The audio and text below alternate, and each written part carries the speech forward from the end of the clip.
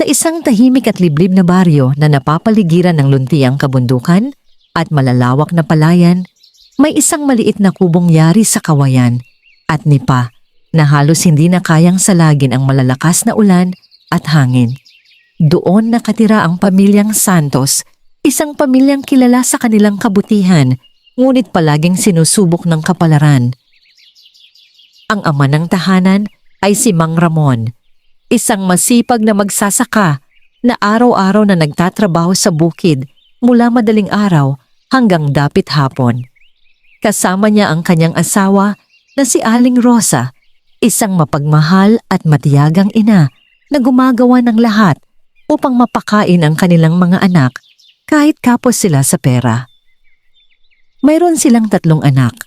Si Lito, ang panganay na 16 na taong gulang, si Ana, 14 na taong gulang, at ang bunso na si Ben, 10 taong gulang. Sa kabila ng kanilang kahirapan, nananatiling magalang, masipag, at mababait ang magkakapatid. Ngunit hindi naging madali ang kanilang buhay. Ang lupang kanilang sinasaka ay hindi nila pagmamay-ari. Ito ay pag-aari ng pinakamayamang tao sa baryo, si Don Arturo Villanueva. Kilala siya bilang isang mayamang negosyante na maraming sakahan at palaisdaan. Habang yumayaman siya, lalong naghihirap ang mga magsasakang katulad ni Mang Ramon. Tuwing anihan, halos kalahati ng kanilang ani ay kinukuha ni Don Arturo bilang kabayaran sa paggamit ng lupa. Ang natitirang bahagi naman ay hindi sapat upang matustusan ang pangangailangan ng pamilya sa loob ng 1 taon. Isang umaga, habang kumakain ng simpleng almusal na binubuo lamang ng lugaw at kaunting tuyo, tahimik na nakaupo ang pamilya. "Nay," mahinang tanong ni Ben, "makakapasok pa po ba ako sa paaralan sa susunod na buwan?" Napatingin si Aling Rosa sa kanyang anak. "Bakit mo naman natanong yan, anak?" "Sabi po kasi ng guro ko, kailangan na raw po naming bumili ng mga bagong gamit." Napayuko si Aling Rosa. Hindi niya alam kung ano ang isasagot. Napansin yun ni Mang Ramon. "Huwag kang mag-alala, Ben," sabi niya habang pilit nang ngumiti. "Gagawa tayo ng paraan." Ngunit sa kanyang puso ay alam niyang wala siyang maipapangako. Maging si Ana ay nangangailangan na rin ng mga gamit para sa paaralan. Si Lito naman ay madalas na lumiliban upang makatulong sa bukid. Pagkatapos kumain, agad na nagtungo si Mang Ramon at Lito sa bukirin. Habang naglalakad sila sa maputik na daan, napansin ni Lito ang pagod na mukha ng kanyang ama. "Tay," sabi niya, "ako na po ang bahala sa bukid bukas. Magpahinga naman po kayo." Ngumiti si Mang Ramon. "Salamat anak, pero hindi sapat ang lakas mo para gawin ang lahat ng trabaho rito. Tutulungan ko po kayo." Ipinatong ni Mang Ramon ang kanyang kamay sa balikat ng anak. "Ang pinakamahalagang tulong na maibibigay mo ay ang makatapos ng pag-aaral." Hindi na sumagot si Lito. Alam niyang tama ang kanyang ama. Ngunit paano siya makakapag-aral kung halos wala silang makain? Habang abala sila sa bukid, dumating ang katiwala ni Don Arturo. Nakasakay ito sa kabayo at may kasamang 2 tauhan. "Mang Ramon!" sigaw nito. Lumapit agad ang magsasaka. "Ano po iyon?" "Pinatatawag ka ni Don Arturo bukas ng umaga." "Bakit po?" "Kulang daw ang ibinigay mong bahagi noong nakaraang anihan." Nagulat si Mang Ramon. "Hindi po maaari. Kompleto po ang naibigay ko." Nagkibit balikat ang katiwala. Iyan ang sabi ni Don Arturo. Pagkatapos sabihin niyon ay umalis na sila. Nabahala si Lito. "Tay, bakit po ganoon?" Napabuntong hininga si Mang Ramon. "Huwag mo nang isipin." Ngunit sa totoo lang, nag-aalala siya. Alam niyang walang kakulangan sa kanyang ibinigay. May masamang kutob siyang may mangyayaring hindi maganda. Kinabukasan ay nagtungo siya sa malaking mansyon ni Don Arturo. Napakalayo ng anyo nito sa kanyang munting kubo. May malawak na bakuran matataas na pader at magagarang kagamitan. Pinapasok siya ng mga gwardiya. Sa loob ay nakaupo si Don Arturo sa isang malaking silya. "Mang Ramon," malamig nitong sabi. "Magandang umaga po." "Hindi maganda ang umagang ito." Nagtaka si Mang Ramon. "Bakit po?" "Kulang ng 5 sako ng palay ang ibinigay mo sa akin." Hindi makapaniwala si Mang Ramon. "Hindi po totoo yan." Tumaas ang kilay ng mayaman. "Tinatawag mo bang sinungaling ang aking mga tauhan?" "Hindi po. Ngunit sigurado akong kumpleto ang naibigay ko." Tumayo si Don Arturo. "Kung ganoon, kailangan mong bayaran ang kakulangan." "Wala po akong perang maibabayad." "Problema mo na yon." Napayo ko si Mang Ramon. "Bigyan ninyo po ako ng panahon. Bibigyan kita ng 1 buwan. Ano po ang mangyayari kapag hindi ko nabayaran?" Malamig nang ngumiti si Don Arturo. "Palalayasin kita sa lupang sinasaka mo."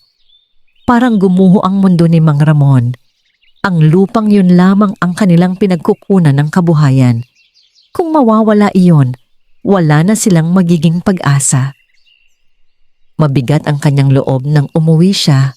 Agad siyang sinalubong ng kanyang pamilya. "Ano po ang nangyari?" tanong ni Aling Rosa. Ikinuwento niya ang lahat. Natahimik ang buong pamilya. Maging ang mga bata ay hindi makapagsalita. "Paano na tayo?" Mahinang tanong ni Ana. Hindi agad nakasagot ang kanyang ama. Sa unang pagkakataon sa loob ng maraming taon, naramdaman niyang wala siyang magawa. Nang gabing iyon ay halos walang nakakain sa kanila. Habang natutulog ang kanyang asawa at mga anak, lumabas si Mang Ramon ng bahay. Umupo siya sa ilalim ng isang matandang puno ng balete na matatagpuan sa dulo ng kanilang bakuran. Tahimik niyang pinagmasdan ng buwan. "Panginoon," bulong niya, "hindi ko na alam kung paano ko ililigtas ang aking pamilya." Isang luha ang pumatak mula sa kanyang mata. Hindi niya namalayang may isang maliit na nilalang na nakamasid sa kanya mula sa likod ng puno. Maliit ito, may mahabang puting balbas at nakasuot ng berdeng kasuotan. Tahimik lamang itong nakatingin habang pinakikinggan ang kanyang panalangin. Pagkaraan ng ilang sandali ay ngumiti ang kakaibang nilalang. "Marahil," mahina nitong sabi, "dumating na ang panahon upang tulungan ang pamilyang ito." Pagkatapos ay naglaho itong tila usok sa hangin. Samantala, walang kaalam-alam si Mang Ramon na ang gabing iyon ang magiging simula ng pinakamalaking pagbabago sa kanilang buhay. At sa pagdating ng bukang liwayway, unti-unti nang kikilos ang mahiwagang kapalarang mag-uugnay sa kanilang pamilya at sa isang mabuting duwending matagal nang nagmamasid sa kanilang kabutihan.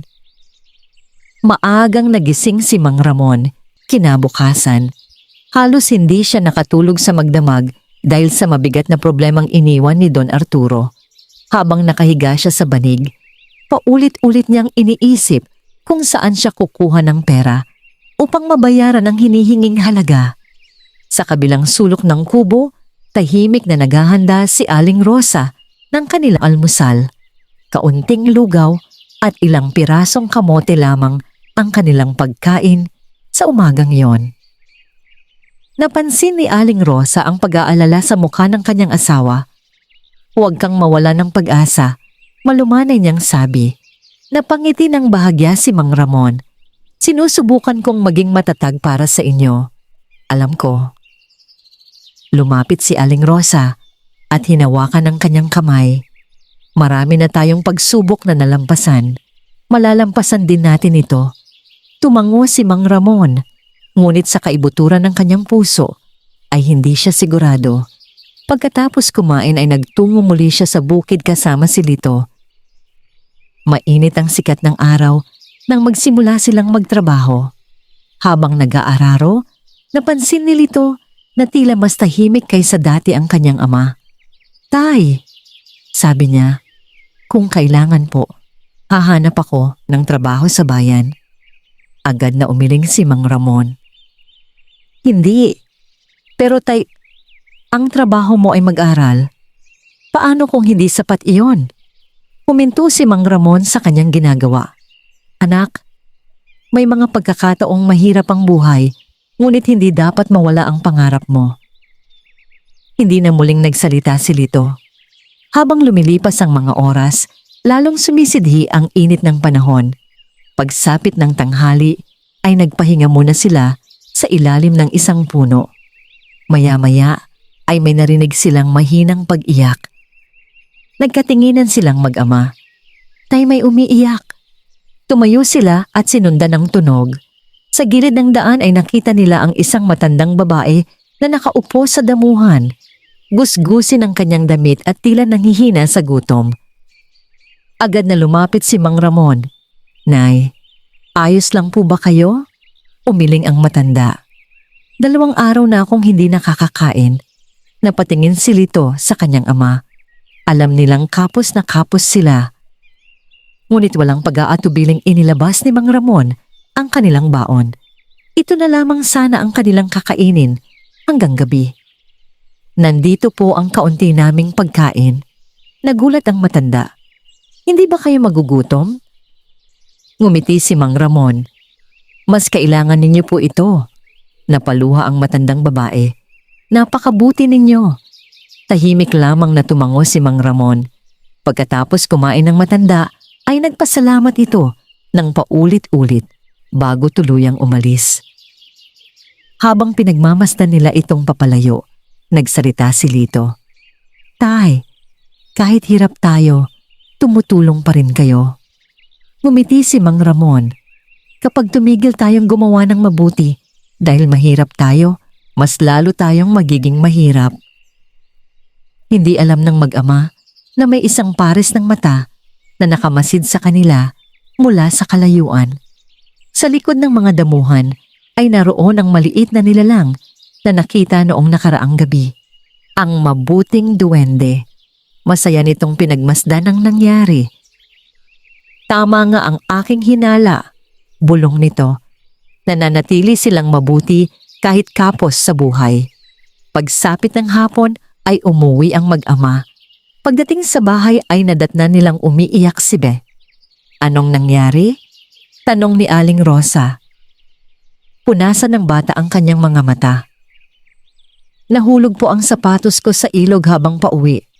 Napabuntong hininga si Aling Rosa. Iyon lamang ang sapatos ni Ben para sa paaralan. Agad na lumapit si Ana at niyakap ang kanyang kapatid. Huwag kang umiyak. Makakahanap tayo ng paraan. Ngunit alam nilang wala silang perang pambili ng bago. Kinagabihan ay muling nabalot ng katahimikan ng kanilang tahanan. Habang natutulog ang lahat, nagpasya si Mang Ramon na lumabas muli upang mag-isip. Nagtungo siya sa matandang balete. Naupo siya sa ilalim nito at tahimik na pinagmasdan ang mga bituin. Kung mayroon mang himala sa mundong ito, bulong niya, sana ay matulungan ko ang aking pamilya. Biglang umihip ang malamig na hangin. Nagtaka siya. Kanina lamang ay napakatahimik ng paligid. Pagkatapos ay may narinig siyang maliit na tinig. Mang Ramon. Agad siyang tumayo. Sino yan? Mang Ramon. Lumingalinga siya. Wala siyang makitang tao hanggang sa napatingin siya sa ugat ng balete. At doon ay halos mapaatras siya sa gulat. May isang maliit na nilalang na nakatayo. Hindi ito mas mataas sa 1 metro. May puting balbas, matulis na tainga, at berdeng kasuotan. Nagniningning pa ang mga mata nito sa ilalim ng liwanag ng buwan. Napapikit si Mang Ramon. Iniisip niyang baka nananaginip lamang siya. Ngunit nang muli niyang imulat ang kanyang mga mata, ay naroon pa rin ang nilalang. Huwag kang matakot.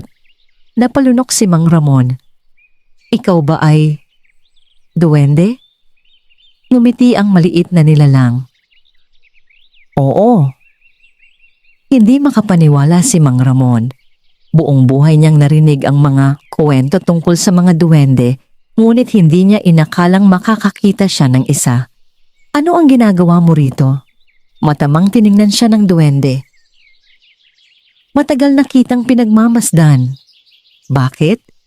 Dahil ikaw at ang iyong pamilya ay mabubuting tao.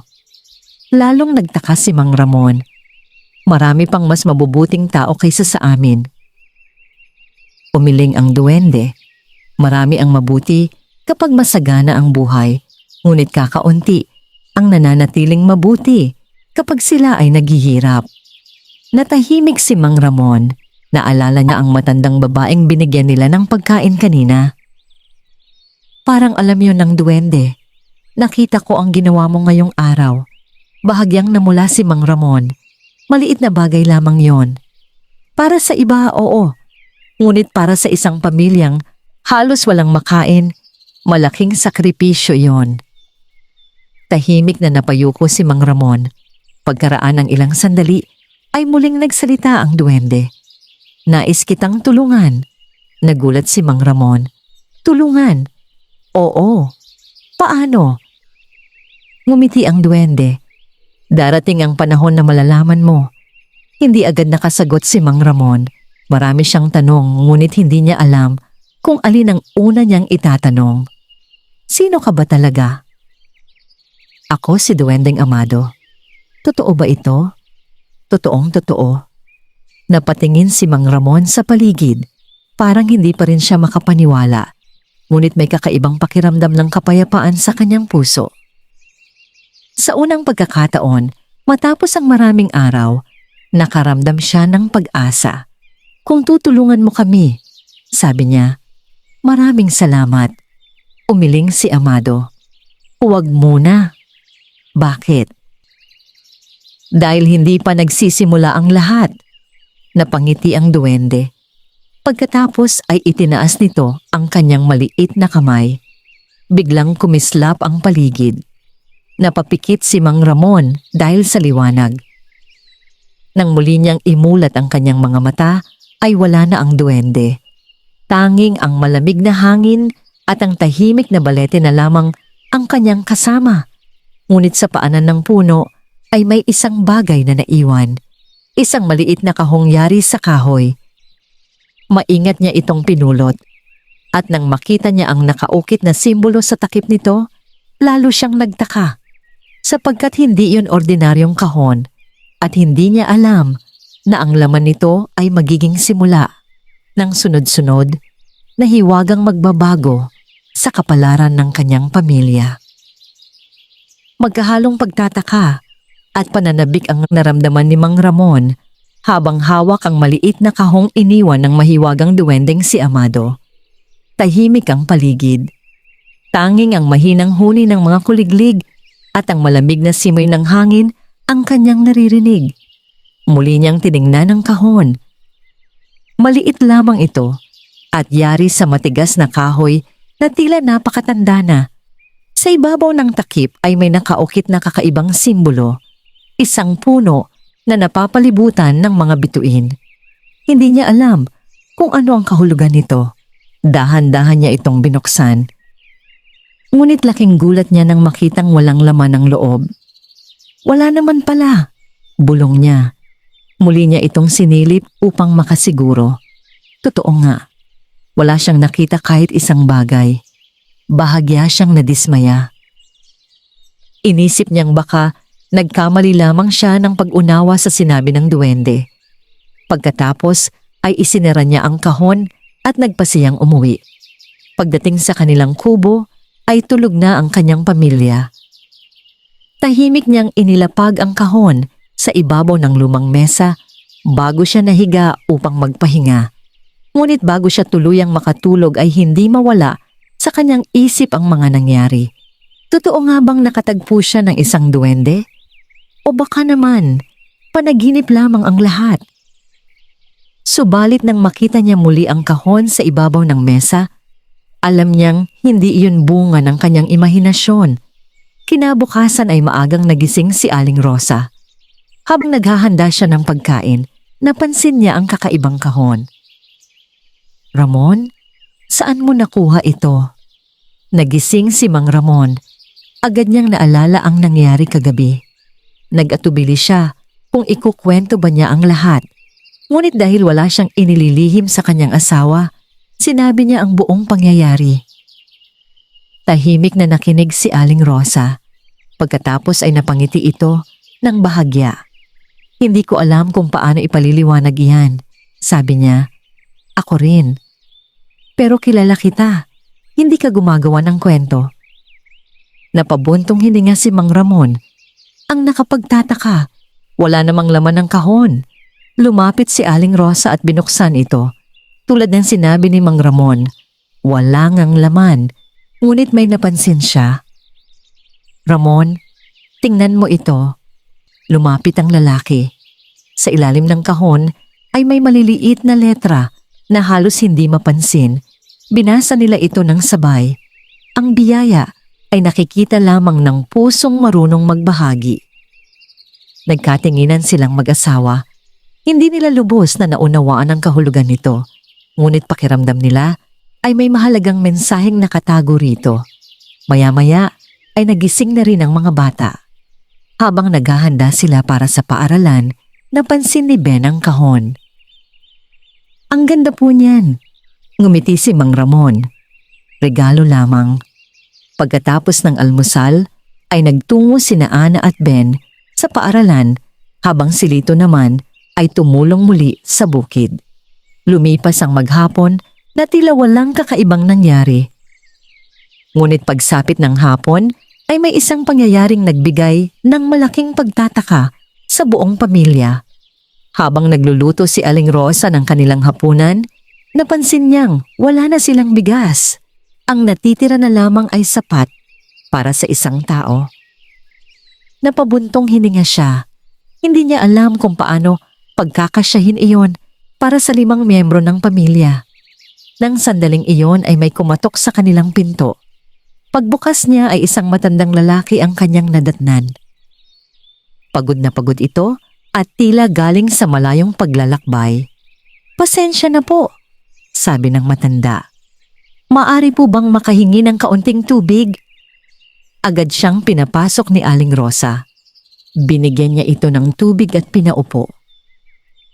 Pagdating ni Mang Ramon at Lito mula sa bukid ay nakita nila ang matanda. Nagugutom po ba kayo? Tanong ni Mang Ramon. Nahihiyang tumango ang matanda. Napatingin si Aling Rosa sa kanyang asawa.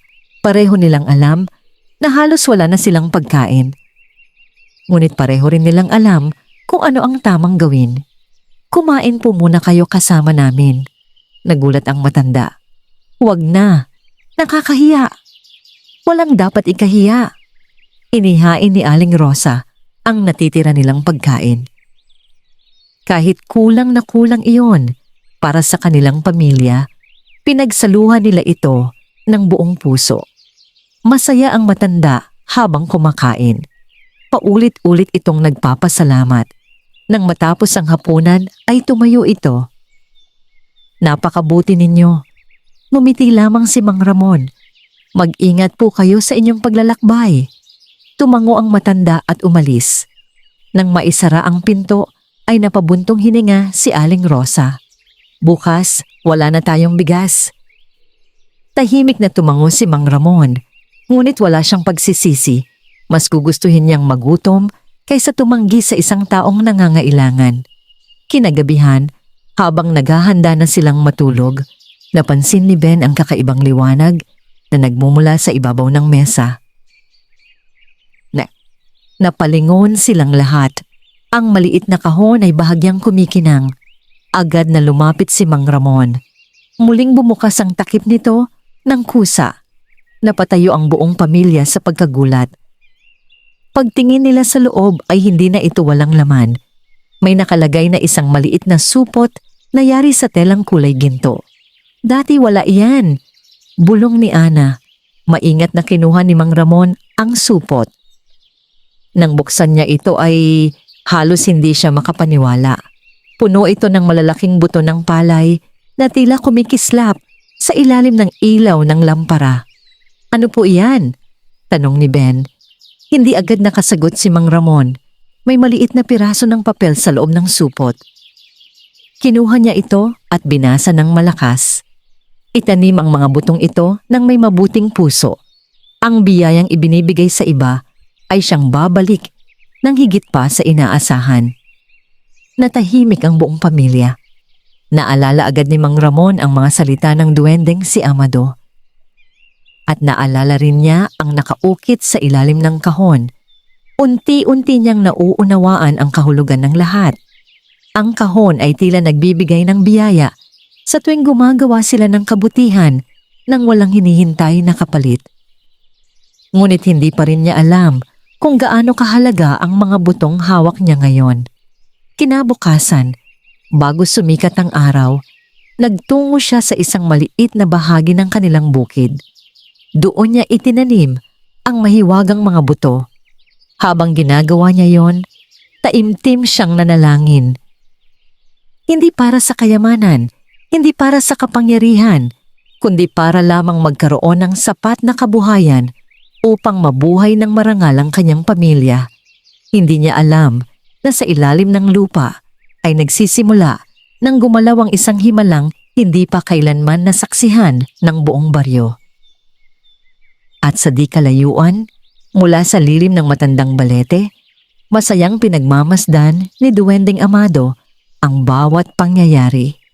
Alam niyang nagsisimula pa lamang ang tunay na pagbabago sa buhay ng pamilyang Santos. Ngunit kasabay ng pagdating ng biyaya, ay papalapit na rin ang mga taong magtatangkang agawin ito. At isa sa kanila ay walang iba kundi si Don Arturo. Maagang maaga pa lamang ay gising na si Mang Ramon. Katulad ng kanyang nakasanayan, nagtungo siya sa bukid bago pa sumikat ng tuluyan ng araw. Ngunit sa pagkakataong yon, iba ang pakiramdam niya. Mula nang itanim niya ang mahiwagang mga butong ibinigay ng kahon, hindi na mawala sa kanyang isip ang mga salita sa maliit na papel. Itanim ang mga butong ito ng may mabuting puso. Hindi niya alam kung ano ang aasahan. Maaring wala namang mangyari. Maaring isa lamang iyong pagsubok. Ngunit sa kabila ng lahat, pinili niyang maniwala. Pagdating niya sa bahagi ng bukid kung saan niya itinanim ang mga buto, agad siyang natigilan. Napahawak siya sa kanyang dibdib. Hindi siya makapaniwala sa kanyang nakita. Ang lupang tinamnan niya kahapon ay napuno na ng matatayog na halamang palay. Hindi lamang yon. Ang mga ito ay mas malulusog kaysa sa anumang pananim na nakita niya sa buong buhay niya. Kumikinang ang mga dahon sa ilalim ng sinag ng araw. Ang mga uhay ay mabibigat at hitik na hitik sa butil. Parang ilang buwan na itong lumaki kahit isang gabi pa lamang ang lumipas.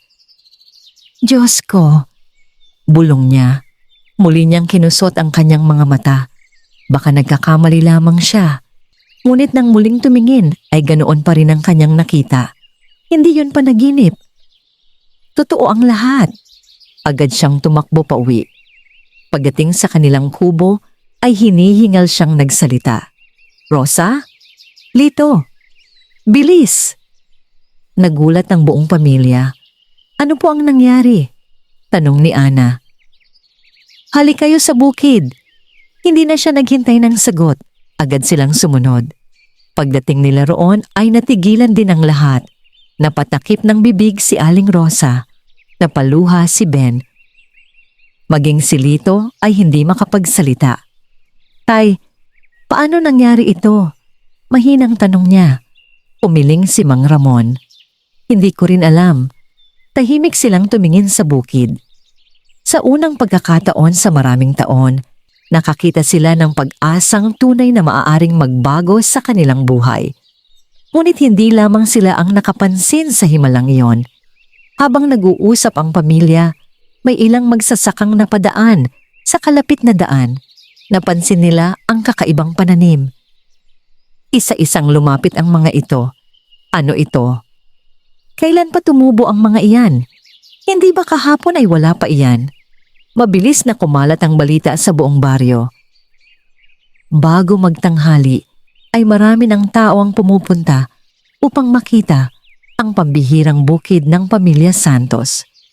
Karamihan ay namamangha, ngunit hindi lahat ay masaya. Sa malaking mansyon ni Don Arturo, nakarating din ang balita.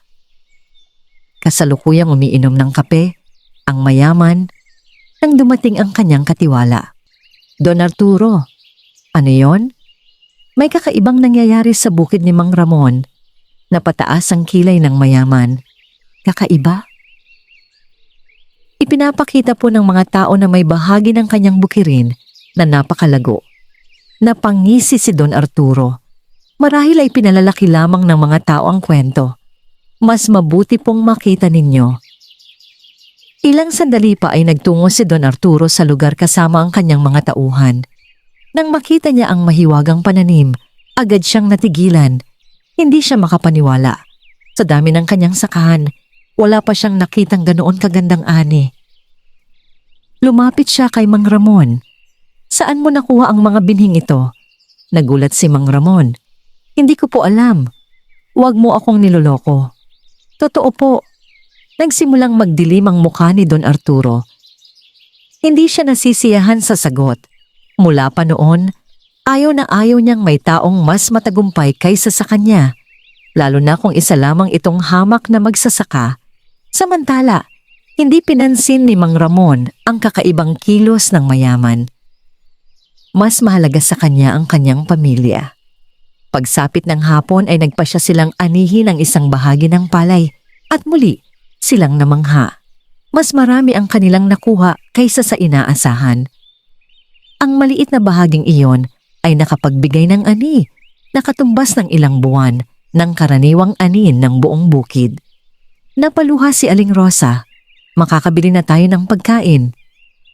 Makakapag-aral na ang mga bata, dagdag ni Lito. Tumango si Mang Ramon, ngunit bago pa sila tuluyang magsaya, may dumating na isang kariton. Mula rito ay bumaba ang isang pamilyang hindi nila kilala. Payat ang mga magulang at halatang pagod na pagod. Kasama nila ang dalawang maliliit na bata. Lumapit ang ama. Pasensya na po. Ano po ang maitutulong namin? Tanong ni Mang Ramon. Nakarating po kami mula sa kabilang bayan. Nasunog po ang aming bahay noong nakaraang buwan. Natahimik ang pamilya Santos. Wala na po kaming matirhan at makain. Napatingin si Aling Rosa sa kanyang asawa. Alam nilang nagsisimula pa lamang silang makaahon. Ngunit nakita rin nila ang paghihirap ng pamilya. Hindi nagatubili si Mang Ramon. Kumain muna kayo. Nagulat ang mga bagong dating. Totoo po? Oo. Dinala nila ang pamilya sa kanilang kubo. Ibinahagi nila ang pagkain na dapat sana ay para lamang sa kanila. Habang kumakain ang mga bisita, masaya silang nagkukwentuhan. Hindi napansin ng pamilya Santos na ang mahiwagang kahon sa ibabaw ng mesa ay muling nagsimulang magliwanag. Kinagabihan, matapos makaalis ang mga bisita, napansin yun ni Ben. Nay, kumikinang na naman po ang kahon. Agad silang lumapit. Dahan-dahang bumukas ang takip. Sa loob ay may panibagong bagay. Isang maliit na supot na yari sa pilak. May kasama rin itong liham. Binasa yon ni Mang Ramon. Ang pusong marunong magbahagi ay hindi kailanman mauubusan ng biyaya. Pagbukas niya sa supot ay tumambad ang mga kumikislap na gintong barya. Napasinghap si Aling Rosa. Napaatras si Ana sa pagkabigla. Maging si Lito ay hindi makapaniwala. Hindi yon iilang barya lamang. Sapat iyon upang mabayaran ang utang na ipinapataw ni Don Arturo. Sapat din upang mabili ang mga pangunahing pangangailangan ng kanilang pamilya. Ngunit habang masayang nakatingin ang pamilya sa bagong biyaya, may isang pares ng matang lihim na nakamasid mula sa bintana. Isa sa mga tauhan ni Don Arturo. At nang makita nito ang kumikinang na mga gintong barya, agad siyang tumakbo pabalik sa mansyon upang isumbong ang lahat. Hindi alam ng pamilya Santos na habang lumalapit ang kanilang pag-ahon sa kahirapan, lalo namang lumalaki ang inggit at kasakiman sa puso ni Don Arturo. At sa gabing iyon, nagsimula na siyang magplano kung paano niya maaagaw ang lihim na biyayang natagpuan ng pamilyang kanyang matagal nang minamaliit. Hindi nakatulog ng maayos si Don Arturo ng gabing iyon Paulit-ulit niyang iniisip ang ulat ng kanyang tauhan tungkol sa pamilyang Santos. Sa loob ng maraming taon, nasanay siyang siya lamang ang pinakamayaman, pinakamakapangyarihang tao sa baryo. Wala siyang nais na makitang umaangat, lalo na ang mga taong dati niyang minamaliit. Nakaupo siya sa kanyang tanggapan habang pinagmamasdan ang mga dokumentong nakalatag sa kanyang mesa. Mang Ramon, bulong niya. Hindi niya maunawaan kung paano nagkaroon ng napakagandang ani ang isang karaniwang magsasaka. Lalong hindi niya maunawaan kung saan nanggaling ang mga gintong baryang nakita ng kanyang tauhan. Maya-maya ay pumasok ang kanyang katiwala. Don Arturo, ano ang nalaman mo? Wala pa po kaming nakikitang kakaiba sa bukid. Napakunot ang noo ng mayaman. Imposible. Totoo po. Tumayo si Don Arturo at lumapit sa bintana. Kung ganoon, may itinatago sila. Tahimik ang katiwala. Alam nitong kapag may gustong malaman si Don Arturo, hindi ito titigil hanggat hindi niya nakukuha ang sagot. Samantala, sa kubo ng pamilya Santos ay masaya ang lahat. Matagal na panahon na rin mula nang makaramdam sila ng ganitong pag-asa. Maingat nilang itinabi ang mga gintong barya. Hindi nila ito ginastos agad. Pinag-isipan muna nila kung paano nila ito gagamitin ng maayos. Nay, sabi ni Ana, makakabili na po ba tayo ng mga kailangan sa paaralan? Ngumiti si Aling Rosa. Oo naman. Napangiti rin si Ben. At sapatos po? Tumawa si Mang Ramon. Oo, anak. Masayang nagyakapan ng magkakapatid. Ngunit kahit masaya ang lahat, nananatiling mapagkumbaba ang pamilya. Hindi sila nagbago. Hindi sila naging mayabang. Hindi nila ipinagmalaki ang biyayang kanilang natanggap. Kinabukasan ay nagtungo si Mang Ramon sa bayan upang bumili ng ilang pangangailangan. Habang naglalakad siya sa palengke, may napansin siyang matandang lalaki na nakaupo sa gilid ng daan. Punit-punit ang kasuotan nito at tila nanghihina. Maraming tao ang dumaraan, ngunit walang pumapansin. Huminto si Mang Ramon. Lolo, ayos lang po ba kayo? Dahan-dahang tumingala ang matanda. Hindi pa ako kumakain mula kahapon. Walang pag-aalinlangang bumili si Mang Ramon ng pagkain at ibinigay ito sa matanda. Napaluha ang matanda. Maraming salamat. Walang anuman po. Ngumiti ang matanda. May kakaibang kislap sa mga mata nito na hindi napansin ni Mang Ramon.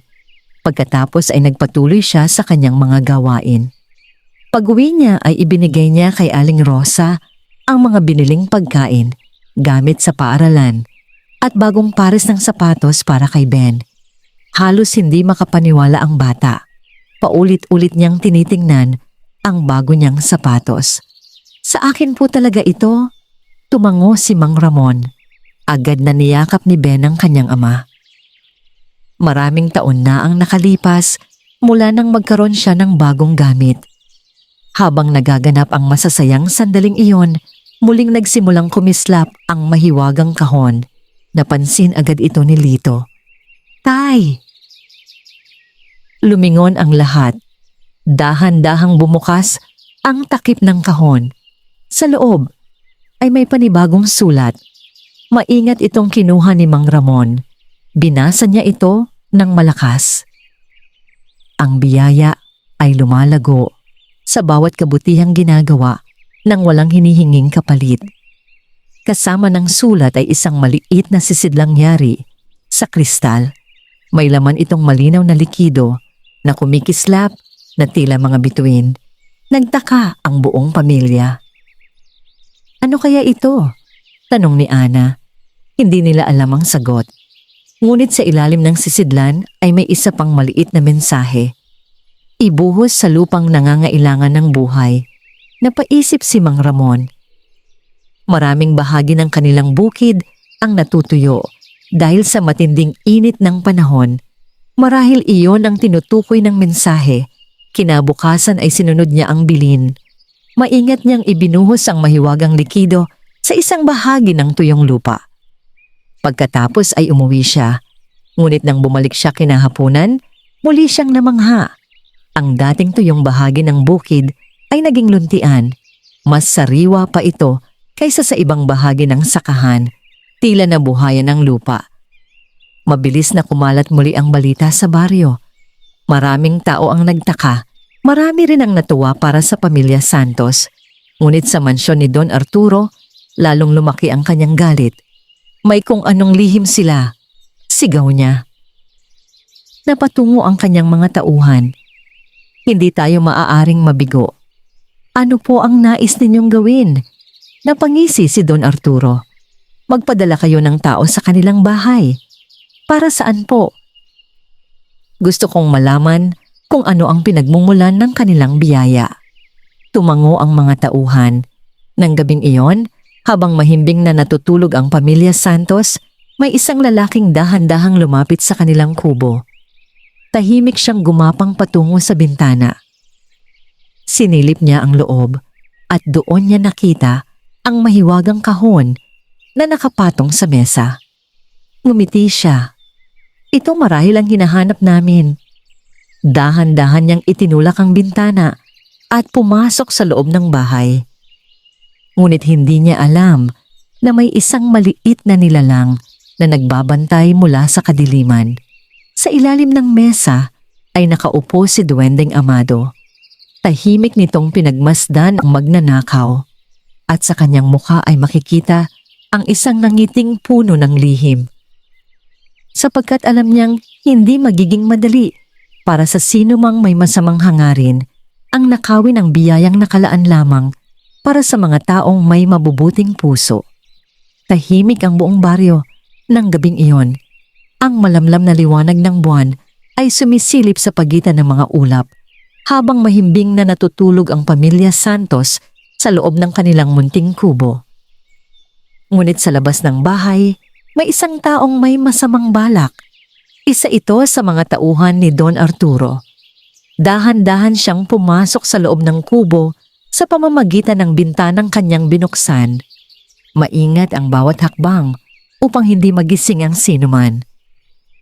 Nakita niya agad ang kanyang pakay, ang mahiwagang kahon. Nakapwesto ito sa ibabaw ng mesa. Sa wakas, bulong niya. Lumapit siya at iniunat ang kanyang kamay. Ngunit nang mahawakan niya ang kahon, ay bigla niyang naramdaman ang kakaibang lamig. Napaatras siya. Nagtaka siya, ngunit muling sinubukang kunin ang kahon. Sa pagkakataong ito ay mas mahigpit niyang hinawakan ng takip. Biglang umihip ang malamig na hangin sa loob ng kubo. Nagsimulang gumalaw ang mga nakasabit na kagamitan. Parang may hindi nakikitang puwersang gumigising sa paligid. Kinabahan ang lalaki, ngunit nanaig ang kanyang kasakiman. Muli niyang sinubukang buhatin ang kahon. Subalit tila naging napakabigat nito, para bang nakadikit ito sa mesa. Hindi maaari, bulong niya. Ginamit niya ang buong lakas ng kanyang mga braso. Ngunit hindi man lamang gumalaw ang kahon. Habang pilit niyang binubuhat ito, hindi niya napansin ang isang maliit na nilalang na nakatayo sa ilalim ng mesa. Tahimik siyang pinagmamasdan. Si Duwending Amado. Nakangiti lamang ito habang nakahalukip-kip. Sinubukan na kitang babalaan. Mahina nitong sabi. Makalipas ang ilang sandali ay biglang nagliwanag ang simbolong nakaukit sa takip ng kahon na pasinghapang magnanakaw. Kasunod nito ay lumitaw ang napakaraming maliliit na alitaptap na tila nagmula mismo sa loob ng kahon. Paikot-ikot ang mga ito sa kanyang ulo. Unti-unti siyang nahilo. Naging malabo ang kanyang paningin. Hindi nagtagal ay napaupo siya sa sahig. Pagkaraan ng ilang segundo ay tuluyan siyang nawalan ng malay. Kinabukasan ay maagang nagising si Ben. Paglabas niya sa higaan ay agad niyang nakita ang lalaking nakahandusay sa sahig. Napalakas ang kanyang sigaw. Tay! Nay! Agad na nagising ang buong pamilya. Nagulat sila nang makita ang hindi kilalang lalaki sa kanilang bahay. Ano ang nangyari rito? Tanong ni Aling Rosa. Lumapit si Mang Ramon. Maya-maya ay nagising din ang lalaki. Nang makita niya ang pamilya ay agad siyang namutla. Ako po. Hindi niya maituloy ang kanyang sasabihin. Alam niyang nahuli siya. Hindi ka namin kilala, sabi ni Mang Ramon. Tahimik ang lalaki. Napayuko siya. Ako po ang may kasalanan. Ano ang ginagawa mo rito? Nag-atubili siya. Ngunit sa huli ay nagsabi rin ng totoo. Inutusan po ako ni Don Arturo. Nagkatinginan ng pamilya. Para saan? Tanong ni Lito. Pinapahanap niya po kung ano ang dahilan ng inyong pag-unlad. Natahimik ang lahat. Nahihiya ang lalaki habang nakayuko. Hindi siya makatingin sa kanila. Sa kabila ng kanyang ginawa, hindi siya pinagalitan ni Mang Ramon. Sa halip ay inalok pa siya ng tubig. Lalong nahiya ang lalaki. Bakit ninyo pa po ako tinutulungan? Ngumiti si Mang Ramon. Dahil tao ka pa rin. Napaluha ang lalaki. Hindi niya inaasahan ang ganoong kabutihan. Pagkaraan ng ilang sandali ay nagpaalam siya. Bago siya umalis ay humarap siya kay Mang Ramon. Patawarin ninyo ako. Pinapatawad ka na namin. Tahimik siyang umalis.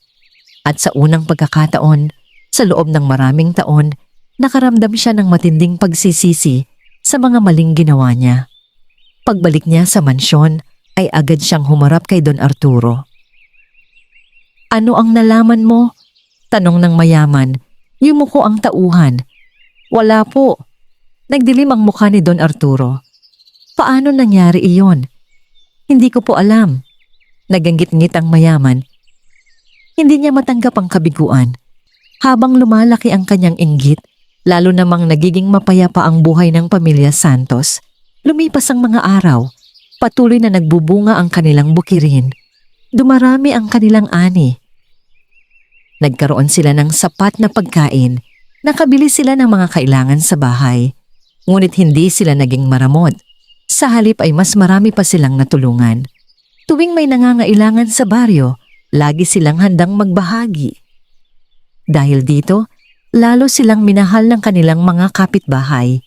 Ngunit hindi lahat ay natutuwa. May ilan ding naiinggit at isa sa kanila ay si Don Arturo. Isang hapon ay ipinatawag niya ang kanyang abogado. May inilatag siyang mga lumang dokumento sa mesa. Sigurado ka bang pagmamay-ari ko pa rin ang lupang sinasaka ni Mang Ramon? Opo. Napangisi si Don Arturo. Kung ganoon, panahon na upang gamitin ang batas para makuha ang gusto ko. Ano po ang ibig ninyong sabihin? Tumayo ang mayaman. Palalayasin ko sila. Nagulat ang abogado. Ngunit wala naman po silang paglabag. Hahanap tayo ng paraan. Malamig ang kanyang tinig. Sa kanyang isip, kapag nawala sa pamilya Santos ang kanilang lupain, mawawala rin ang pinagmumulan ng kanilang biyaya. Hindi niya alam na ang tunay na pinagmumulan ng biyaya ay hindi ang lupa. Hindi rin ang kahon, kundi ang kabutihang nasa puso ng pamilya. Samantala, ng gabing iyon, muling nagliwanag ang mahiwagang kahon. Nagtipon ang pamilya sa paligid nito. Dahan-dahang bumukas ang takip. May panibagong liham sa loob. Kinuha ito ni Mang Ramon at binasa ng malakas. Darating ang mabigat na pagsubok.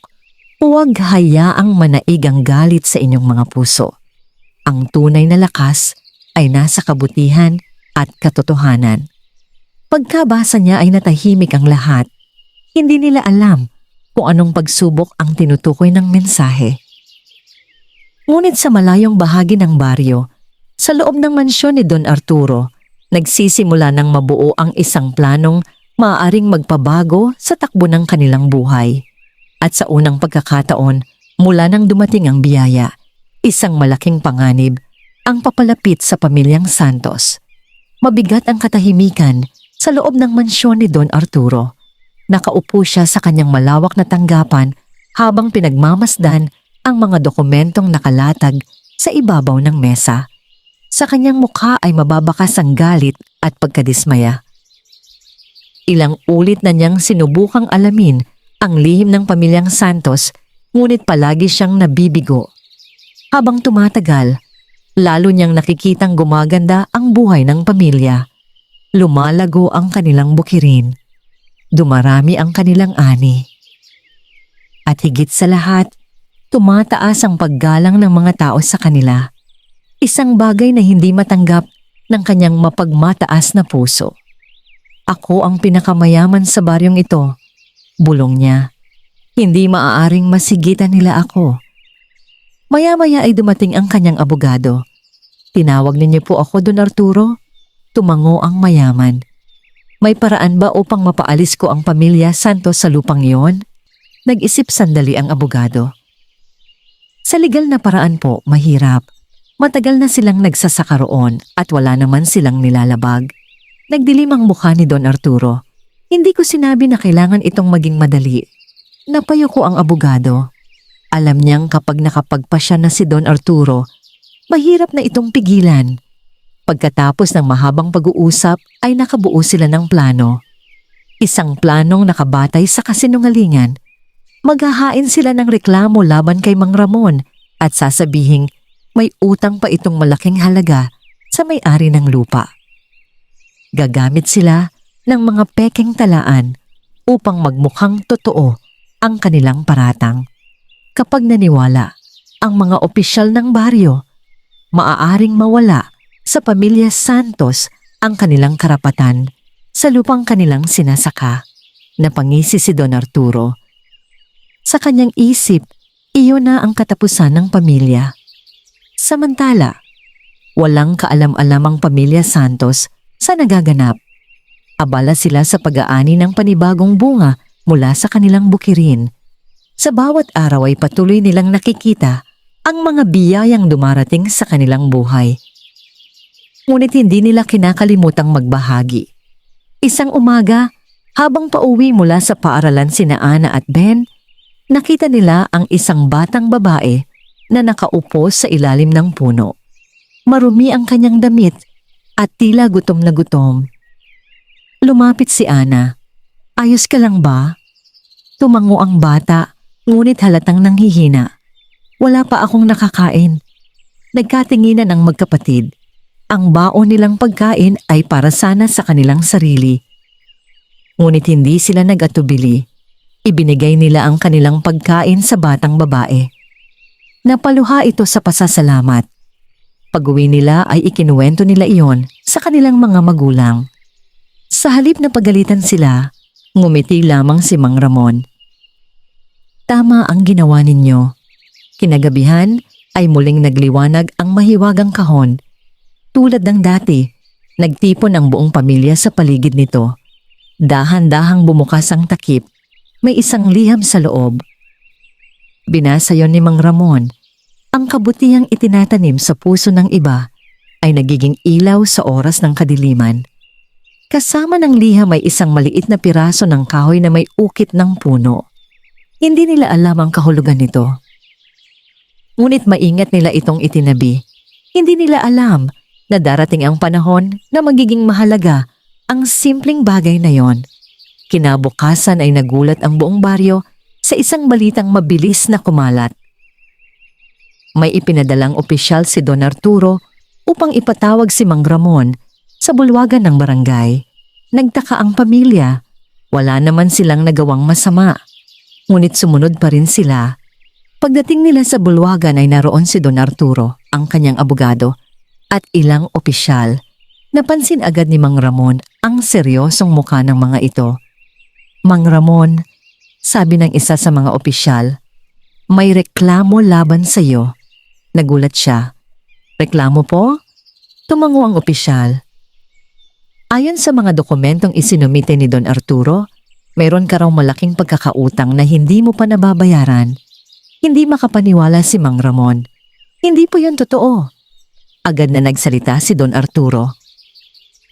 May mga tala kami. Inilatag ng abogado ang mga dokumento.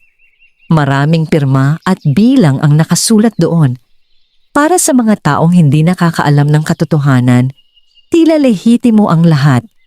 Nagsimulang magbulungan ang mga tao sa loob ng bulwagan. Naramdaman ni Aling Rosa ang kaba. Maging sina Lito, Ana at Ben ay natakot. Ngunit nanatiling kalmado si Mang Ramon.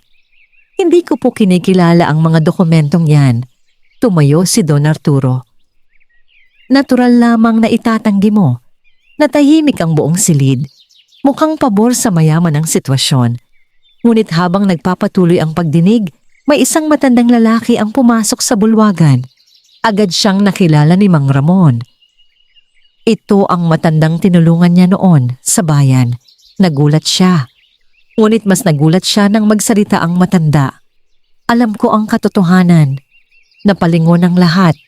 Nagtaka maging si Don Arturo. At sa sandaling iyon, walang nakaalam na ang pagdating ng matandang iyon ay maaaring magbago sa kapalaran ng pamilya Santos at makasira sa mapanlinlang na plano ng mayamang nais silang pabagsakin. Nabalot ng katahimikan ang buong bulwagan ng barangay matapos magsalita ang matandang lalaki. Lahat ng naroroon ay napalingon sa kanya. Maging si Don Arturo ay napakunot ng noo. Hindi niya kilala ang matanda at hindi niya alam kung bakit ito biglang sumulpot sa gitna ng pagdinig. Dahan-dahang lumapit ang matanda sa harapan. Taglay pa rin nito ang simpleng kasuotan na suot niya noong araw na tinulungan siya ni Mang Ramon sa bayan. Maari po ba akong magsalita? Magalang nitong tanong sa mga opisyal. Nagkatinginan ang mga opisyal bago tumango. Sige po. Humarap ang matanda sa mga tao. Kilala ko si Mang Ramon. Nagulat si Mang Ramon. Hindi niya matanda ang muli niyang nakita ang matanda matapos niya itong tulungan. Ngunit tila alam na alam nito kung sino siya. Isa siyang mabuting tao. Pagpapatuloy ng matanda. Mabilis na tumayo si Don Arturo. Hindi tayo narito upang pag-usapan ang kanyang ugali. Ngunit hindi natinag ang matanda. Narito ako upang pag-usapan ang katotohanan. Muling natahimik ang bulwagan. Lumapit ang matanda sa mesa kung saan nakalagay ang mamani ang mga dokumentong inihain laban kay Mang Ramon. Isa-isa niyang sinuri ang mga ito. Pagkatapos ay tumingin siya sa mga opisyal. May kakaiba sa mga papeles na ito. Napakunot ang noo ng abogado ni Don Arturo. Ano ang ibig mong sabihin? Itinuro ng matanda ang isang bahagi ng dokumento. Ang petsang ito. Lumapit ang mga opisyal. Maging si Mang Ramon ay napatingin. Anong meron sa petsa? Tanong ng isa. Ngumiti ng bahagya ang matanda. Ayon sa dokumentong ito, pinirmahan daw ni Mang Ramon ang kasunduang ito 3 taon na ang nakalipas. Oo, sagot ng abogado. Ngunit imposible iyon. Nagtaka ang lahat. Bakit imposible? Tanong ng opisyal. Tahimik na inilabas ng matanda ang isang maliit na kwaderno mula sa kanyang bag. Binuksan niya ito at ipinakita sa kanila. Nakita nila ang mga lumang tala na maingat na nakasulat sa bawat pahina. Ako ang dating kalihim ng kooperatiba sa kabilang bayan. Nagulat ang ilan sa mga nakikinig. Maraming taon na pala itong naglingkod sa kanilang lalawigan. Ipinakita niya ang isang pahina. Sa mismong araw na nakasaad dito, nasa kabilang bayan si Mang Ramon upang tumulong sa pagdadala ng mga ani matapos ang isang malakas na bagyo. Nagkatinginan ng mga opisyal. Nagsimulang mabahala ang abogado ni Don Arturo. May mga tala akong nagpapatunay niyan. Isa-isang ipinakita ng matanda ang mga dokumentong hawak niya.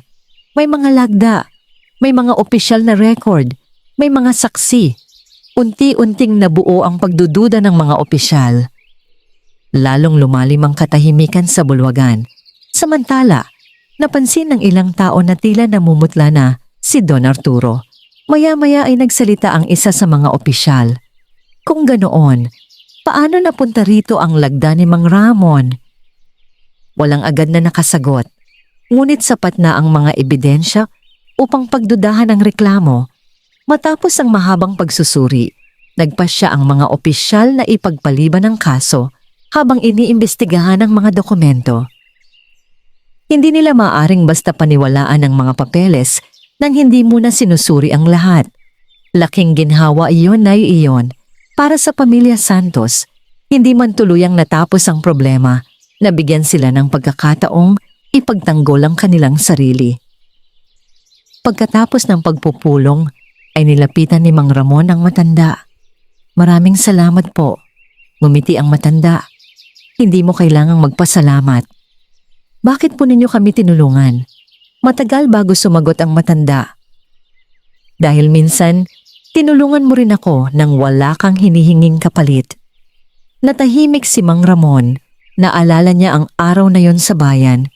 Ang simpleng pagkain na ibinigay niya sa isang gutom na matanda. Hindi niya inakalang magkakaroon iyon ng ganitong bunga. Bago umalis ang matanda, ay inilagay nito ang isang maliit na bagay sa kamay ni Mang Ramon. Isang lumang barya. Nagulat siya. "Lolo, hindi ko po ito maaaring tanggapin." Ngunit ngumiti lamang ang matanda. "Itabi mo." Pagkatapos ay naglakad na ito palayo. Hindi na niya ito muling nakita. Pag-uwi ng pamilya sa kanilang kubo ay dama nila ang malaking ginhawa. Ngunit alam nilang hindi pa tapos ang laban. Kilala nila si Don Arturo. Hindi ito basta susuko. Kinagabihan, habang nakaupo sila sa paligid ng hapag, muling nagsimulang kumislap ang mahiwagang kahon. Agad silang lumapit. Dahan-dahang bumukas ang takip. May panibagong liham sa loob. Kinuha ito ni Mang Ramon. Kapag ang katotohanan ay ipinagtanggol ng kabutihan, walang kasinungalingang magtatagumpay. Kasama ng liham ay isang maliit na supot. Nang buksan nila ito, ay may laman itong mga buto ng puno. Ngunit hindi yun ordinaryong mga buto.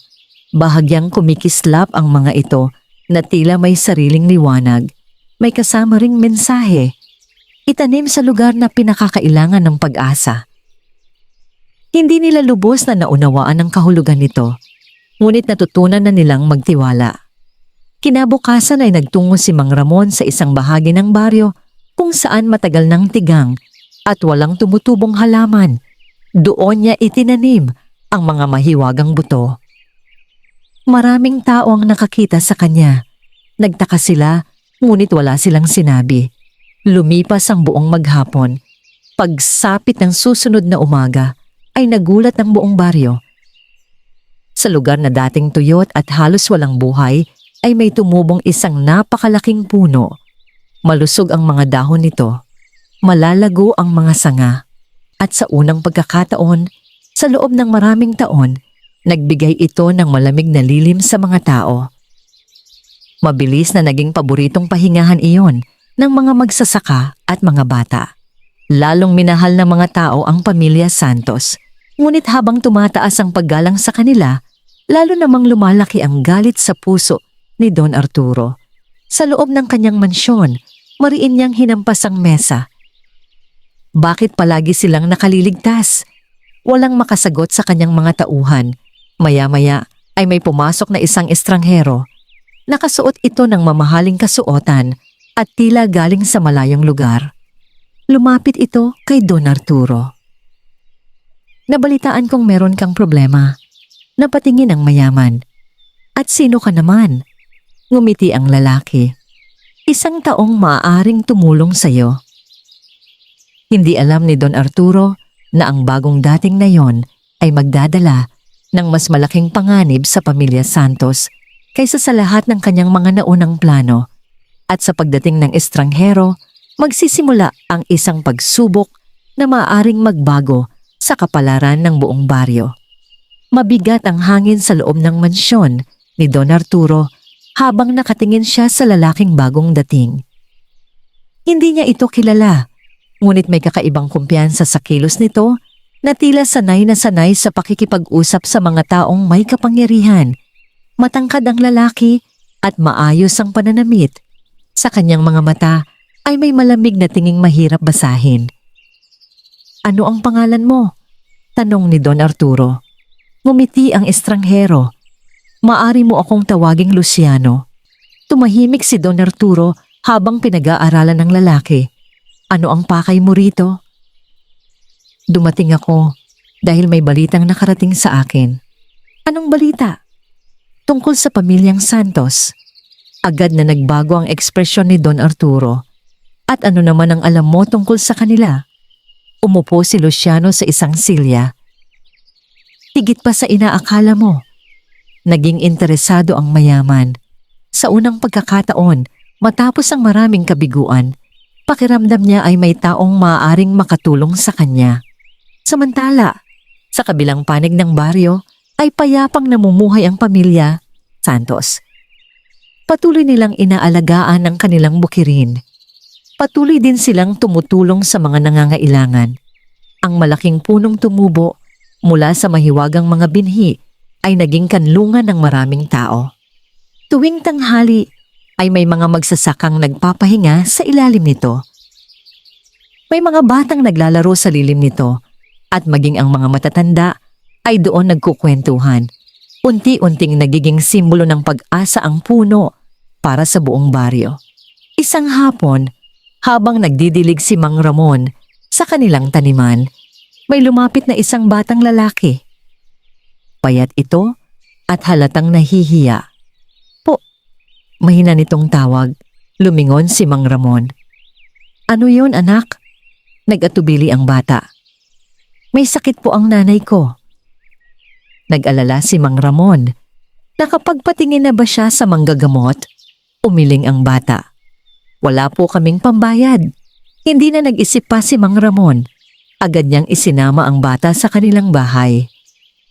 Nang marinig ni Aling Rosa ang nangyari, mabilis silang nagtulungan upang makapaghanda ng pagkain at kaunting tulong para sa pamilya ng bata.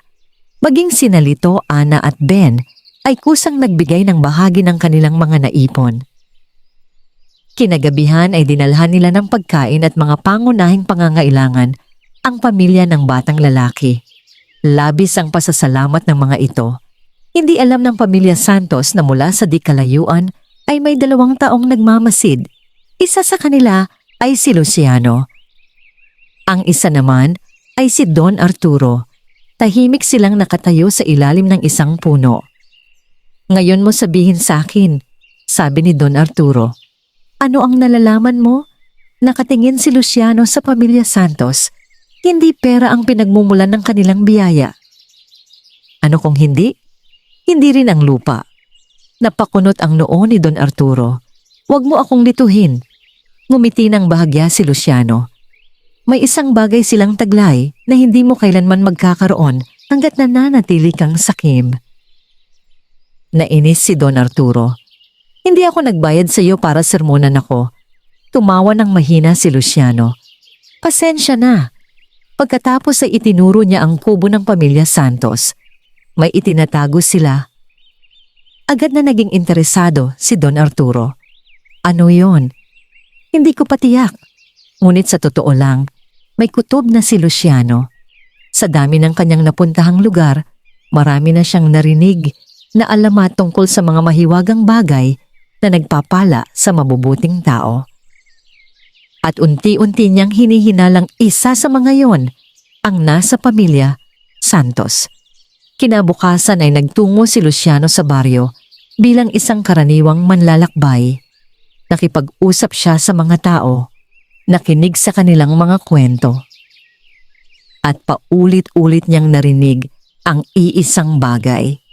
Lahat ay nagsasalita tungkol sa kabutihan ng pamilya Santos, hindi tungkol sa kanilang yaman, hindi tungkol sa kanilang ani, kundi tungkol sa kanilang pagkatao. Habang mas marami siyang nalalaman, lalo siyang naguguluhan. Kung tunay ngang may mahiwagang bagay ang pamilya, bakit hindi nila ito ginagamit upang maging mayaman ng husto? Bakit patuloy silang namumuhay ng simple? Bakit patuloy silang nagbibigay sa iba? Iyon ang tanong na hindi niya masagot. Nang sumapit ang gabi, nagpasya siyang lihim na obserbahan ang kanilang bahay. Mula sa likod ng mga puno ay nakita niya ang buong pamilya na magkakasamang kumakain. Masaya silang nagkukwentuhan, walang bakas ng kayabangan sa kanilang mga mukha. Pagkatapos ng hapunan ay may kakaibang nangyari. Mula sa loob ng kubo ay may bahagyang liwanag na lumitaw. Napasingkit si Luciano. Ano yon? Mas lalo siyang lumapit. Ngunit bago pa siya makasilip ng mabuti, ay may malamig na hanging biglang umihip. Napahinto siya. May kakaiba siyang naramdaman. Parang may nagmamasid sa kanya. Mabagal siyang lumingon at doon niya nakita ang isang maliit na nilalang na nakatayo sa ibabaw ng isang malaking ugat ng puno. Nanlaki ang kanyang mga mata. Imposible, ngumiti ang nilalang. Si Duwending Amado, maraming taon na mula nang huli tayong magkita, Luciano. Namutla ang lalaki. Ikaw, tumango si Amado. Huwag mong subukang gambalain ang pamilyang ito. Natahimik si Luciano. Sa unang pagkakataon mula nang dumating siya sa baryo, nakaramdam siya ng kaba sapagkat kilala niya ang nilalang na nasa kanyang harapan at alam niyang hindi ito ordinaryong duwende. Samantala, sa loob ng kubo, muling bumukas ang mahiwagang kahon. Hindi alam ng pamilya Santos na may bagong panganib na dumarating. At hindi rin nila alam na ang estrangherong si Luciano ay may lihim na koneksyon sa isang bahagi ng nakaraan ni Duwending Amado. Isang lihim na malapit ng mabunyag, tahimik ang gabi sa baryo. Sa loob ng kubo ng pamilya Santos, nakapalibot sina Mang Ramon, Aling Rosa, Lito, Ana at Ben sa mahiwagang kahon na muli na namang nagbigay ng liwanag. Ngunit sa labas ng kanilang tahanan ay may nagaganap na isang tagpong hindi nila nalalaman. Magkaharap sina Luciano at Duwending Amado. Parehong tahimik, parehong may mga lihim na matagal nang nakabaon sa nakaraan. Lumipas ang ilang sandali bago muling nagsalita si Luciano. Hindi ko akalaing makikita pa kita. Ngumiti ng bahagya si Amado. Ako man. Nagkatinginan silang dalawa. Hindi sila mukhang magkaaway. Ngunit malinaw na may mabigat na kasaysayan sa pagitan nila. Bakit mo pinipiling tulungan ang pamilyang ito? Tanong ni Luciano. Tulad ng ginagawa ko noon pa man. Hindi lahat ay binibigyan mo ng biyaya. Tumango si Amado. Hindi lahat ay marunong gumamit ng biyaya. Napabuntong hininga si Luciano. Matagal siyang hindi nagsalita.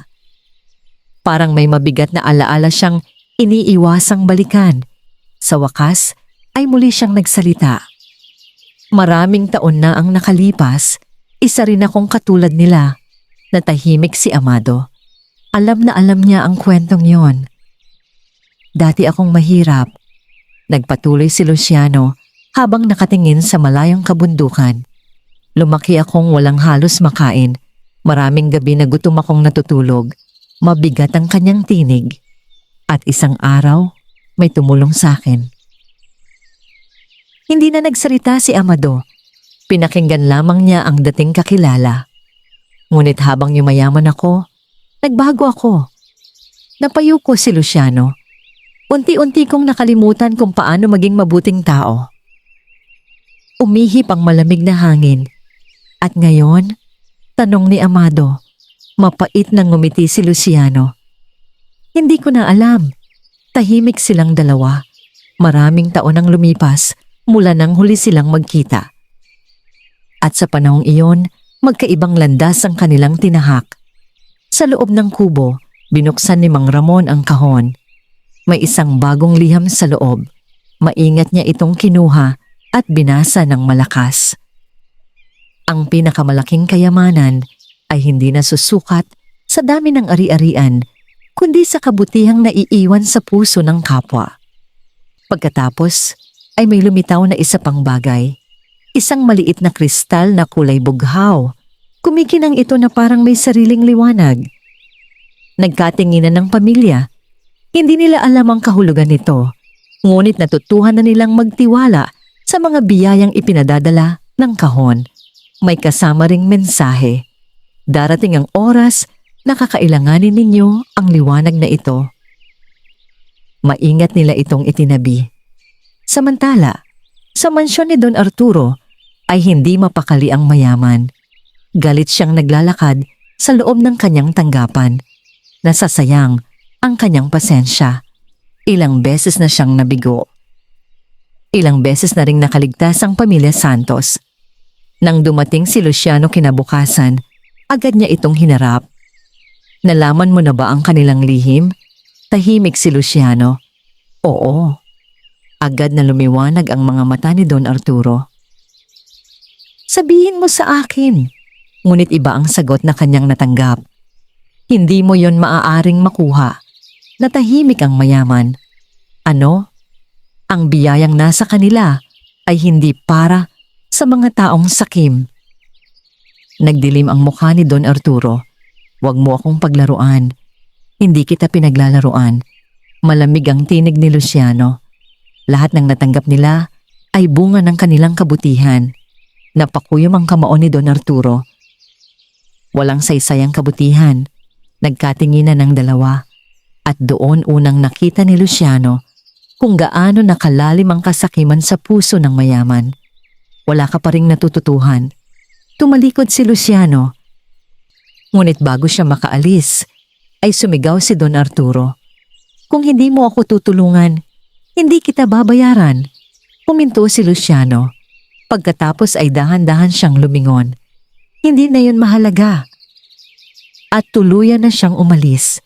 Sa mga sumunod na araw ay lalo pang gumanda ang buhay sa baryo. Ang malaking puno na itinanim ni Mang Ramon ay naging lugar ng pagtitipon ng mga tao. Ang kanilang bukirin ay patuloy na nagbibigay ng masaganang ani. At maraming pamilya ang natutulungan nila. Ngunit habang lumalago ang kabutihan sa baryo, lalo namang lumalala ang kalungkutan ni Don Arturo. Hindi dahil naghihirap siya, kundi dahil wala siyang nararamdamang kasiyahan. Nasa kanya na ang lahat ng kayamanan na maaari niyang hilingin, ngunit wala siyang tunay na kaibigan, wala siyang taong nagtitiwala sa kanya, wala siyang pamilyang nagmamahal sa kanya ng tapat. Isang gabi, habang mag-isa siyang nakaupo sa kanyang malaking mansyon, napatingin siya sa bintana. Mula roon ay tanaw niya ang baryo, at sa malayo ay nakita niya ang kubo ng pamilya Santos. Maliit lamang iyon, ngunit puno ng liwanag at tawanan. Sa unang pagkakataon sa mahabang panahon, nakaramdam siya ng kakaibang kirot sa kanyang puso. Hindi niya alam kung bakit. Hindi niya alam na yun ang unang senyales na pagbabagong matagal nang hinihintay ng kanyang kapalaran. Samantala, sa ilalim ng matandang balete, muling nagkita sina Duwending Amado at Luciano. Tahimik nilang pinagmamasdan ang baryo. Malapit na, sabi ni Amado. Ano ang malapit na? Tanong ni Luciano. Ang pinakamahalagang pagsubok. Napatingin si Luciano sa kanya. Para kanino? Ngumiti si Amado. Hindi lamang para sa pamilya Santos. Saglit siyang tumingin sa mansyon ni Don Arturo, kundi para sa lahat. At sa gabing iyon, habang payapang natutulog ang buong baryo, may mga pangyayaring nagsisimula nang gumalaw sa malalayong kabundukan. Mga pangyayaring magdadala ng pinakamalaking hamon na haharapin ng pamilya Santos. Isang pagsubok na hindi malulutas ng kayamanan. Hindi malulutas ng kapangyarihan, kundi ng tunay na kabutihan ng puso. Lumipas ang mga buwan at patuloy na namuhay ng payapa ang pamilya Santos. Sa kabila ng mga biyayang kanilang natanggap, hindi sila naging sakim o mapagmataas. Sa halip, lalo pa nilang ginamit ang kanilang mga natanggap upang makatulong sa mga nangangailangan. Dumating ang pinakamalaking pagsubok sa baryo nang isang matinding bagyo ang sumalanta sa kanilang lugar. Maraming bahay ang nasira, maraming pananim ang nawasak, at maraming pamilya ang nawalan ng kabuhayan. Ngunit hindi iniwan ng pamilya Santos ang kanilang mga kababayan. Binuksan nila ang kanilang tahanan sa mga nawalan ng masisilungan. Ibinahagi nila ang kanilang pagkain sa mga nagugutom. Ginamit nila ang kanilang ani upang matulungan ang buong baryo na makabangon. Nakita ito ni Don Arturo. Sa unang pagkakataon, nakita niya ang tunay na kahulugan ng kayamanan. Napagtanto niyang sa kabila ng kanyang napakalaking ari-arian, wala siyang naitulong sa mga taong nangangailangan. Samantalang ang pamilyang matagal niyang minamaliit ay naging sandigan ng buong komunidad. Dahil sa matinding pagsisisi, nagtungo siya sa bahay ng pamilya Santos. Pagharap niya kay Mang Ramon, ay yumuko siya. "Patawarin mo ako." Nagulat ang lahat. "Marami akong nagawang mali sa inyo." Tahimik na nakinig si Mang Ramon. "Pinairal ko ang inggit at kasakiman. Sinubukan ko kayong siraan at palayasin, ngunit kayo pa rin ang tumulong sa mga tao." Naluha si Don Arturo. "Ngayon ko lamang naunawaan na ang tunay na yaman ay hindi nasusukat sa dami ng pera." Ngumiti si Mang Ramon. "Ang mahalaga ay natutunan mo ang tamang landas." At sa halip na magalit, pinatawad niya si Don Arturo. Mula noon ay nagbago ang mayaman. Ginamit niya ang kanyang kayamanan upang tumulong sa baryo. Nagpagawa siya ng paaralan, nagpatayo ng maliit na klinika at tumulong sa mga magsasakang nangangailangan. Nang makita ni Duwending Amado ang pagbabagong yon, alam niyang natupad na ang kanyang layunin. Isang gabi, muling nagliwanag ang mahiwagang kahon sa tahanan ng pamilya Santos. Nagtipon ang buong pamilya sa paligid nito. Dahan-dahang bumukas ang takip. Sa loob ay may huling liham. Binasa ito ni Mang Ramon. "Natapos na ang inyong pagsubok. Ang inyong kabutihan ay naging ilaw sa marami. Tandaan ninyo, ang tunay na himala ay hindi ang biyayang natanggap ninyo, kundi ang kabutihang pinili ninyong gawin sa kabila ng kahirapan." Pagkabasa niya ay unti-unting nagliwanag ang kahon. Pagkatapos ay naglaho ito na parang hamog sa umaga. Hindi na ito muling nakita, ngunit hindi nalungkot ang pamilya sapagkat alam nilang ang pinakamahalagang biyaya ay hindi kailanman nawala. Ito ay ang kanilang pagmamahalan, pagkakaisa, pananampalataya at kabutihang loob. Mula noon, naging masagana at mapayapa ang kanilang buhay. Lumaki ng mabubuti ang kanilang mga anak. Maraming tao ang natulungan nila at ang kanilang kwento ay naging alamat na ipinapasa mula sa isang salinlahi hanggang sa susunod. At sa tuwing may taong gumagawa ng mabuti nang walang hinihintay na kapalit, sinasabing napapangiti si Duwending Amado mula sa kanyang mahiwagang tahanan sa ilalim ng matandang balete. Ang tunay na kayaman ay hindi nasusukat sa dami ng salapi o ari-arian. Ang pinakamahalagang yaman ay ang mabuting puso, pagtulong sa kapwa at paggawa ng tama kahit walang nakakakita. Ang kabutihang ibinibigay natin sa iba ay laging bumabalik sa atin sa paraang hindi natin inaasahan. Wakas.